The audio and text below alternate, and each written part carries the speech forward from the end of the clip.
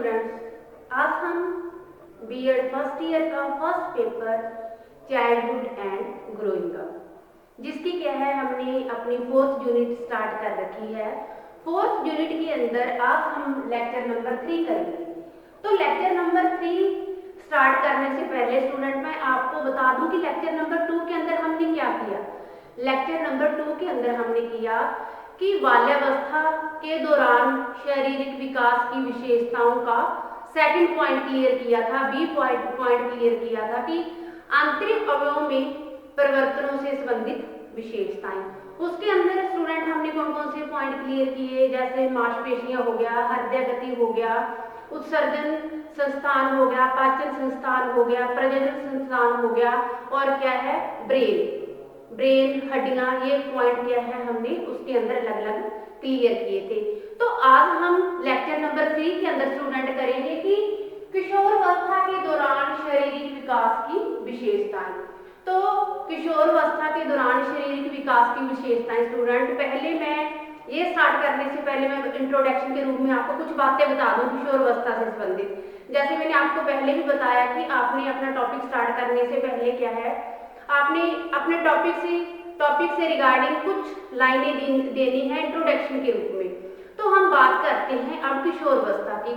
तो किशोरावस्था की बात कर रहे हैं स्टूडेंट की शारीरिक परिवर्तन की दृष्टि से यह अवस्था बहुत ही अहम अवस्था मानी जाती है, क्योंकि इस अवस्था के अंदर जो क्या है किशोरों या बालकों को या बालिकाओं को आप बोल सकते हो कि ये जीवन का सर्वाधिक कठिन काल माना जाता है।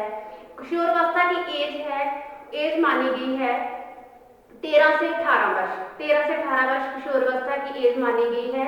यह अहम अवस्था या जीवन का सर्वाधिक कठिन काल क्यों माना गया, क्योंकि इस एज के अंदर आकर बच्चा गलत रास्ते की तरफ भी ज्यादा बढ़ता है, या आप कुछ भी लगा लो, नशे का सेवन, बुरी संगति के अंदर, ये चीजें क्या है इस एज के अंदर ही आती हैं। अगर उन्हें अच्छा गाइडलाइन देने वाला हो, अच्छा उनका निर्देशन और परामर्श उन्हें करने वाला हो, तो क्या है वो जल्दी सक्सेसफुल हो जाता है। तो आज हम क्या है किशोरावस्था के ऊपर चर्चा कर रहे हैं कि किशोरावस्था की जो एज है वो क्या है 13 से 19 वर्ष मानी गई है।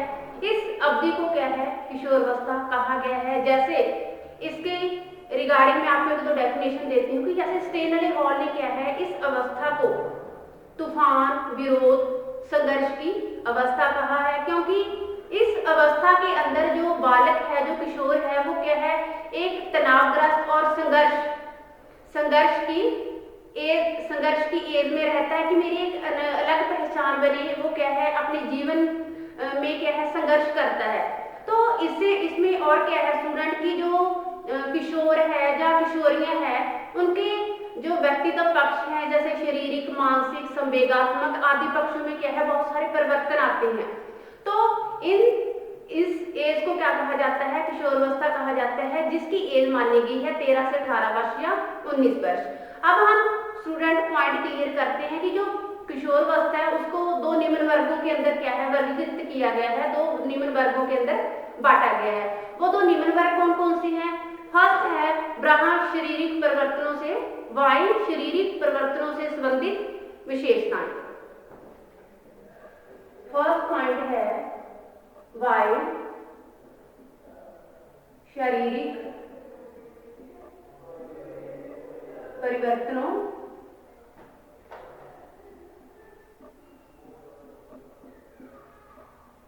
से संबंधित विशेषता।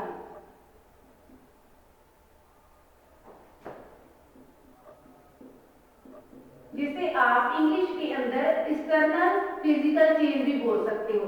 सेकंड है आंतरिक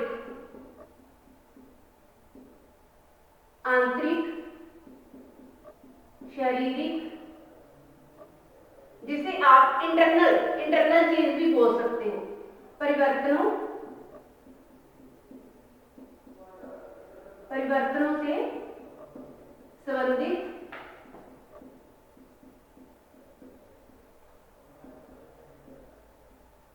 विशेषता। तो स्टूडेंट क्या है इन पॉइंटों को हम अलग अलग क्लियर करेंगे, पॉइंट टू पॉइंट क्लियर करेंगे। पहले मैं थोड़ा सा आपको बता दूं कि इसके अंदर क्या होता है। जो फर्स्ट पॉइंट है हमारा जो है एक्सटर्नल फिजिकल चेंज, बाह्य शारीरिक परिवर्तनों से संबंधित विशेषताएं, जिसके अंदर हम क्या है हर चीज को मनुष्य के शरीर से रिगार्डिंग, जैसे मनुष्य का आकार, भार, लंबाई, जिसे क्या है हम प्रत्यक्ष रूप से देख सकते हैं, वो क्या है हमें बाह्य पर शरीर परिवर्तन से संबंधित विशेषताएं होती हैं, एक्सटर्नल फिजिकल चेंज विशेषताएं होती हैं। आगे है आंतरिक शारीरिक परिवर्तनों से संबंधित विशेषताएं, मींस इंटरनल फिजिकल चेंज, जिसे क्या है हम प्रत्यक्ष रूप से नहीं देख सकते, केवल हम महसूस कर सकते हैं, अनुभव कर सकते हैं, जैसे श्वसन संस्थान, रक्त संस्थान आदि ग्रंथियों में उनकी कार्य प्रणाली की क्षमता से संबंधित क्या है क्षमता से संबंधित विशेषताएं आ गई। जैसे मैंने आपको बताया कि श्वसन संस्थान हो गया, रक्त संस्थान हो गया, ये क्या है इन्हें हम ये शरीर के भीतरी पार्ट है, क्या है अंदर के पार्ट है, जिसे हम देख नहीं सकते, केवल क्या है अनुभव कर सकते हैं। तो स्टूडेंट हम इन्हें क्या है पॉइंट टू पॉइंट क्लियर करेंगे। तो फर्स्ट पॉइंट के अंदर हम क्लियर करते हैं, वहां बाई ए पार्ट के अंदर हम क्लियर करेंगे, जिसे पॉइंट टू पॉइंट ही डिस्कशन करेंगे।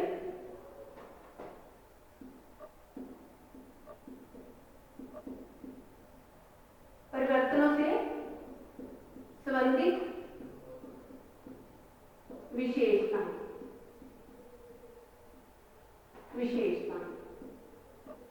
अब क्या है इसे हम पॉइंट टू पॉइंट चलाएंगे। स्टूडेंट पॉइंट टू पॉइंट कैसे चलाएंगे, देखिए कि इसके अंदर कौन कौन से पार्ट आते हैं जो क्या है हम देखते हैं। तो जो है बाह्य शारीरिक परिवर्तनों से अभिप्राय शरीर के आकार, भार, लंबाई आदि में जो क्या है परिवर्तन होते हैं, जो हमें प्रत्यक्ष रूप से दिखाई देते हैं, उन्हें बाह्य शारीरिक परिवर्तन बोला जाता है। अब इसके अंदर फर्स्ट पॉइंट लेती हूं मैं लंबाई। फर्स्ट पॉइंट है मेरा लंबाई, मीन जो लेंथ है, किशोरावस्था की हम बात कर रहे हैं। स्टूडेंट मैं इसको एक्सप्लेन करती हूँ। जो लेंथ है कि किशोरावस्था में लड़के और लड़कियों की लंबाई अत्यंत तीव्र गति से बढ़ती है। तो जो 13 और 18 साल की एज होती है उनकी, वो क्या है अपनी लंबाई पर तीव्रता क्या है पा लेते हैं, या जितनी लंबाई होती है उसे प्राप्त कर लेते हैं। जो 13 और 18 वर्ष की आयु है, इसमें क्या है लड़कियों की अपेक्षा लड़कों की लंबाई 11 सेंटीमीटर अधिक होती है, चाहे आप इसे सारणी के द्वारा भी दर्शा सकते हैं। और एंड तक किशोरावस्था के एंड तक क्या है जो लंबाई के ऊपर अधिकतम लंबाई है वो प्राप्त कर लेते हैं। और लड़कों की लंबाई किशोरावस्था के अंत तक भी लड़कियों की अपेक्षा 11 सेंटीमीटर अधिक रहती है। अगला पॉइंट है भार। अगला पॉइंट है भार। अब भार पॉइंट को मैं क्लियर करती हूँ कि जो वेट है किशोरावस्था में भार में निरंतर वृद्धि होती है। लड़कों का भार लड़कियों के भार की अपेक्षा अधिक तीव्रता से होता है। किशोरावस्था के अंत में लड़कों का औसत भार लड़कियों के औसत भार की अपेक्षा 4 या 5 किलोग्राम अधिक होता है। और किशोरावस्था के अंत तक भी क्या है लड़कों का भार लड़कियों की अपेक्षा अधिक ही रहता है और माना भी गया है। और ये भी क्या है आप सारणी के द्वारा इसे प्रदर्शित कर सकते हो कि एक तरफ आप क्या है वेट का कॉलम बना सकते हैं, दूसरी तरफ लड़कों का औसत भार और लड़कियों का औसत भार एज के हिसाब से। तो अगला पॉइंट है सिर। जो हेड है मेन सिर के अंदर हम बात करते हैं जो किशोरावस्था के अंदर कि ये जो इसकी गति होती है वो क्या है बहुत धीमी गति से ये क्या है प्रोग्रेस करता है, अपनी प्रक्रिया करता है। 16 वर्ष की आयु में क्या है जो सिर का पूर्ण विकास हो चुका होता है और किशोरावस्था में सिर का आकार पूर्ण स्थिति में क्या है अपनी पूर्ण स्थिति के अंदर ही आ जाता है। किशोरावस्था चलते चलते जो सिर का विकास है सिर का पूर्ण आकार है वो क्या है विकसित हो चुका होता है और अपनी पूर्व स्थिति के अंदर आ चुका होता है। अगला पॉइंट है दांत। जो टीथ है हमारे दांत। अब बात करते हैं कि तो जो वैसे संख्या क्या है दांतों की 32 मानी गई है, लेकिन किशोरावस्था के अंदर 27 दांत बच्चे के या बालकों के होते हैं। जो विजडम टीथ होते हैं जिसे अकल दांत माना जाता है वो क्या है प्रौढ़ावस्था प्रारंभ होने तक आते हैं। तो जो किशोरावस्था के अंतिम वर्षों में या प्रौढ़ावस्था के प्रारंभिक वर्षों में निकलते हैं। कुछ व्यक्तियों के अकल दांत निकलते ही नहीं, कुछ व्यक्तियों के अकल दांत क्या है, निकलते नहीं। जो वैसे 27 दांत क्या है सभी के आ जाते हैं। जो 4 दांत है वो क्या है, किशोरावस्था के अंतिम अवस्था तक या अंतिम दिनों तक, प्रौढ़ अवस्था के प्रारंभिक क्या है शुरू होने पर ये क्या है निकलते हैं, और कई व्यक्तियों के निकलते नहीं। अगला पॉइंट है कंधे। अगला पॉइंट है, 5th पॉइंट है कंधे। ये हम स्टूडेंट क्या है एक्सटर्नल फिजिकल चेंज के अंदर बात कर रहे हैं जो हमें प्रत्यक्ष रूप से दिखाई देते हैं। कंधे की बात करते हैं कि एज के हिसाब से, जैसे क्या है जो किशोरावस्था है उसकी एज 18 वर्ष मानी गई है। 18 वर्ष तक जो किशोर हैं उनके कंधे क्या है अधिक चौड़े और मजबूत सुडौल होते हैं, और लड़कियों के कंधे क्या है पतले और इतने मजबूत नहीं होते। अगला पॉइंट है पैरों और कुल्लों का आकार। पैरों और कुल्लों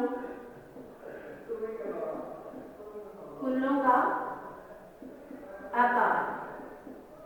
अब स्टूडेंट बात करते हैं लड़के और लड़कियों के अंदर कि जो एज के हिसाब से लड़कों के पैर सीधे और कुल्ले बिल्कुल पतले होते हैं, और लड़कियों के पैर अंदर की तरफ झुके हुए और कुल्ले क्या है भारी होते हैं। अगला पॉइंट आता है आवाज में परिवर्तन।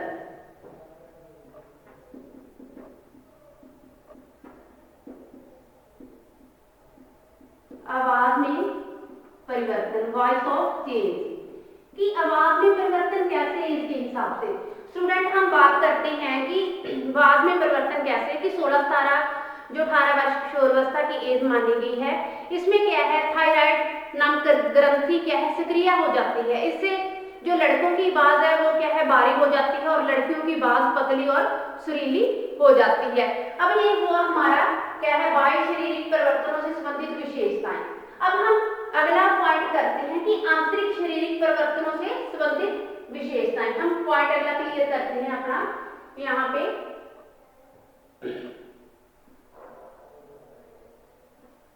आंतरिक शारीरिक परिवर्तनों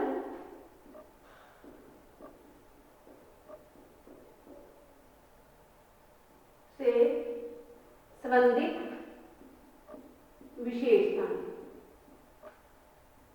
अब स्टूडेंट बात करते हैं जो इंटरनल चेंज है। इंटरनल चेंज है वो कौन कौन सी चेंज है जिसे हम देख नहीं सकते, केवल महसूस कर सकते हैं। क्या है वो जो शरीर के मेन क्या है भीतरी पार्ट है, भीतरी पार्ट है जिसे हम जैसे श्वसन संस्थान हो गया, रक्त संस्थान हो गया, ये क्या है इन्हें हम सिर्फ महसूस कर सकते हैं। तो ये स्टूडेंट हम क्लियर करते हैं वन बाय वन कि हड्डियां, फर्स्ट है हड्डियां, बोन्स है जो हड्डियां स्टूडेंट कैसे जो किशोरावस्था की एज है उसके अंदर हड्डियां जो क्या है पूरी तरह से मजबूत और सुदृढ़ हो जाती है, जिसके उनके अंदर क्या है एसिथरीकरण आ जाता है। तो हम बात करते हैं कि एसिथ्रिक पंजर की कुछ हड्डियां मिलकर एक हो जाती हैं। प्रौढ़ व्यक्ति में केवल 206 हड्डियां होती हैं। पहले क्या हमने बाल्यावस्था के अंदर बात की थी, बाल्यावस्था के अंदर जो हड्डियां हैं बहुत कोमल और लचीली होती हैं। जब किशोरावस्था के अंदर आता है बच्चा, किशोरावस्था के अंदर बच्चा एंटर करता है, 18 वर्ष की आयु के अंदर बच्चा हो जाता है, तो वो जो क्या है हड्डियों की संख्या प्रौढ़ावस्था तक आते आते 206 हो जाती है। जो हड्डियां वो मजबूत और सुदृढ़ हो जाती हैं। अगला पॉइंट है मांसपेशियां। जो मसल्स हैं,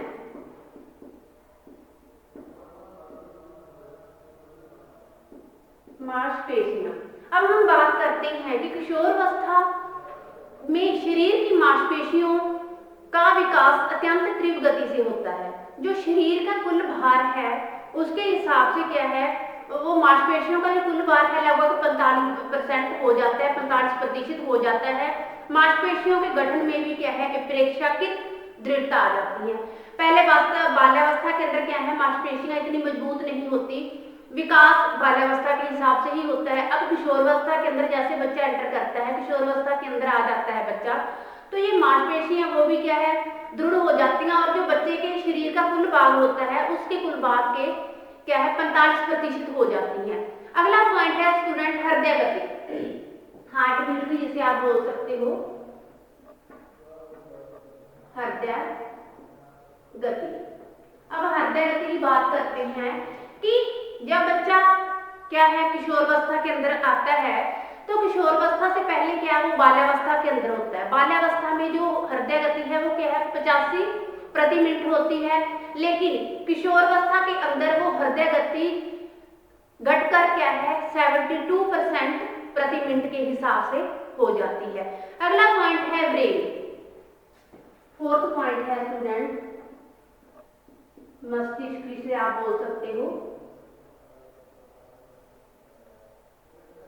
अब बात करते हैं ब्रेन की कि किशोरावस्था के अंत तक जो मस्तिष्क का पूरा रूप से विकास हो जाता है, पूर्ण रूप से विकसित होने पर जो ब्रेन का औसत भार है वो क्या है 1 किलो 400 ग्राम के लगभग होता है। जो ब्रेन का कुल भाग है वो क्या है एंड तक 1 किलो 400 ग्राम हो जाता है। अगला पॉइंट है उत्सर्जन संस्थान।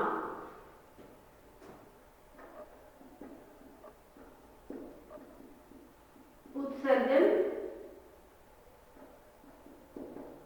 संस्थान। अब बात करते हैं स्टूडेंट की उत्सर्जन संस्थान कैसे, कि जो क्या है स्टूडेंट कि किशोरावस्था में बालकों के मलमूत्र उत्सर्जन संबंधी संस्थान पूर्ण रूप से क्या है विकसित हो चुका होता है, विकास हो चुका होता है। जो बाल्यावस्था की एज होती है उसके अंदर क्या है बच्चे का जो उत्सर्जन संस्थान है वो इतना पूर्ण रूप से विकसित नहीं होता। वो जो अपने शरीर के पार्ट है, मलमूत्र से संबंधित जो शरीर के पार्ट है वो क्या है उसके ऊपर इतना कंट्रोल नहीं बना पाता। लेकिन जब वो धीरे धीरे एज के हिसाब से क्या है प्रोग्रेस करता है, धीरे धीरे अपनी किशोरावस्था के अंदर एंटर करता है, तो वो उत्सर्जन जो संस्थान होते हैं मलमूत्र संबंधी जो क्या है पार्ट होते हैं उनके ऊपर कंट्रोल कर लेता है, जिसमें बाल्यावस्था की अपेक्षा अधिक क्या है किशोरावस्था में किशोर और किशोरियां मलमूत्र के उत्सर्जन पर निरंतर पूरी तरह से पाने के लिए सक्षम हो जाती हैं। अगला पॉइंट है पाचन संस्थान। 6 पॉइंट है